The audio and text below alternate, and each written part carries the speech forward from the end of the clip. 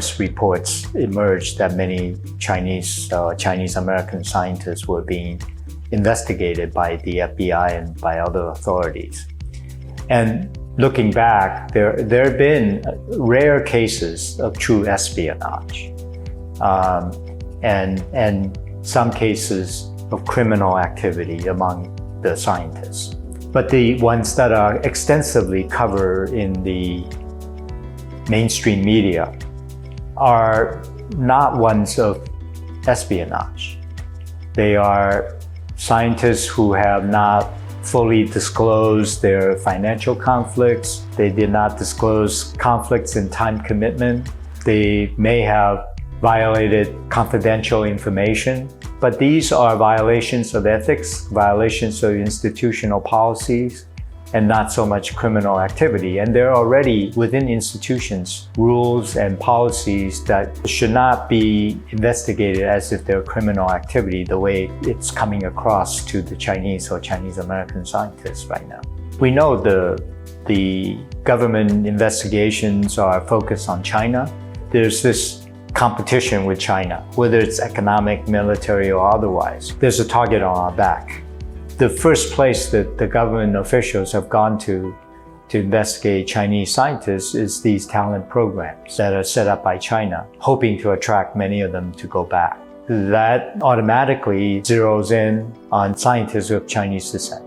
There are cases where some malfeasance has occurred, and therefore it reinforces the notion that Chinese scientists are largely doing something wrong. When we know many of these violations that are of disclosure or confidentiality are common among scientists of all racial or ethnic backgrounds, I think the government needs to be aware of that.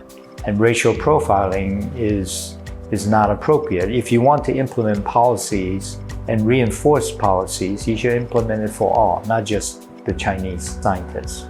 I tell my colleagues who are Chinese descent to be extra careful because there's extra scrutiny right now. But in general, most of the time what we do is not sensitive information and certainly not classified information. We do medical science, and medical science is supposed to be for the benefit of humanity without concern for national borders. And now arbitrarily that freedom of exchange for the scientists is being restricted, and that unnecessary restriction could do real damage to the scientific endeavor. Years ago, if you look for cutting-edge research coming out of different countries, you wouldn't find it coming from China. That's some years ago. I think now, routinely, in the top scientific journals, you'll see a fair number of papers coming from China. It's obviously a reflection of a much higher level of scientific research, and obviously a reflection of a much greater talent pool back in China. In terms of specific areas, it's pretty clear that China has identified a number of areas that it finds to be important and want to compete in.